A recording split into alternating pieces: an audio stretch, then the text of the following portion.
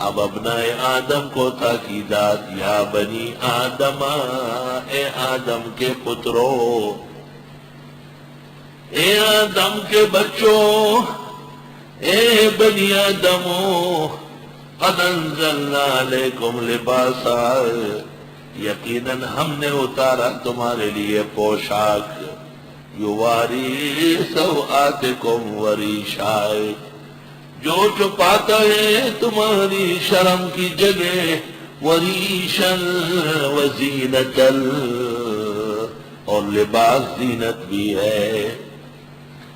اللہ تعالیٰ نے احسان کر کے لباس پیدا کیا، اس لباس سے ایک تو شرم کی جگہ چھپتی ہے، اور دوسرے کہ انسان خوبصورت لگتا ہے۔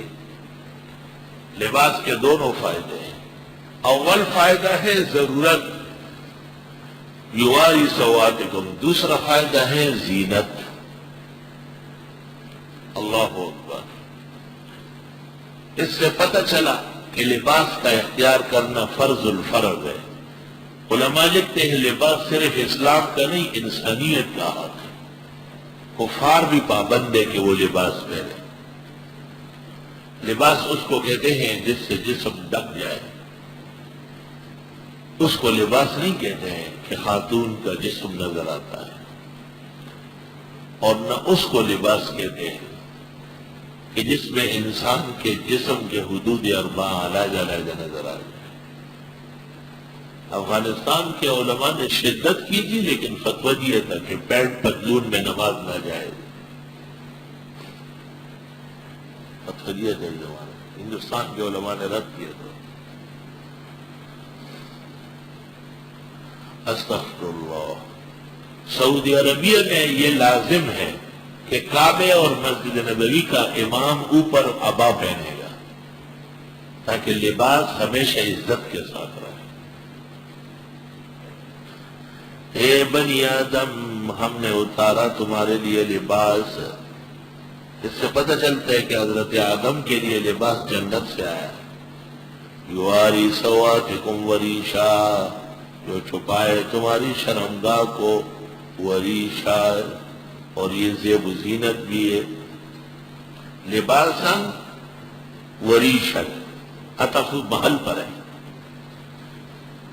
یواری سواتکم، یہ تو لباس کا فائدہ ہے۔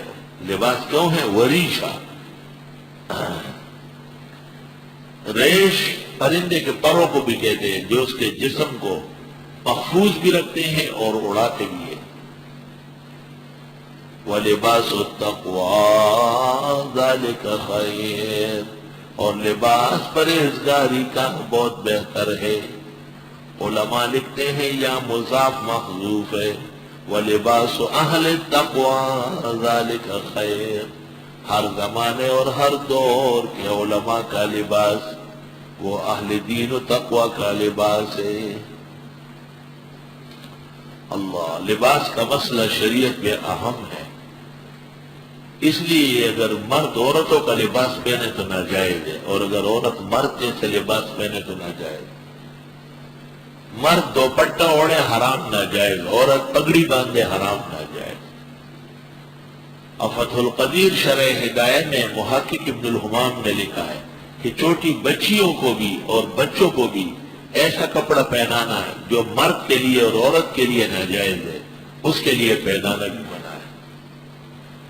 جیسے بعض بچوں کو تصویر والا کپڑا پہناتے ہیں، لڑکا ہے اور سرخ پہناتے ہیں، لڑکی ہے اور لڑکوں جیسے شرٹ ویٹ پہنایا ہے، یہ سب ناجائز و حرام۔ لباس التقویٰ ذالک خیر، لباس کے راستے بھی پرہیزگاری اپناؤ، اس میں بہتری ہے۔ اللہ، ذالک من آیات اللہ، یہ اللہ کی قدرت کی نشانیوں میں سے ہیں، لعلہم یذکرون، تاکہ یہ لوگ نصیحت لے۔ بہت بڑی عبرت کی بات ہے۔ بہترین لباس ایک آدمی نے پہنا ہے، دین کی عزت نظر آ رہی ہے، مسلمان اس کی وجہ سے خوبصورت ہے۔ اللہ اکبر۔ اور ایک آدمی نے ایسا لباس پہنا ہے کہ جس سے اس کی بھی بے عزتی ہے اور لوگوں کی بے عزتی ہے۔ بالکل حضرت مولانا رشید احمد گنگوئی نے ایک تنگ اور چست کپڑا پہنا، سب شاگرد پریشان ہوئے، فرمایا یہ میرا نہیں ہے، کوئی لائے ہے تبرک کے لیے ایک نماز پڑھ کر واپس کرتا ہوں۔ اس زمانے میں اس کی بھی ضرورت نہیں۔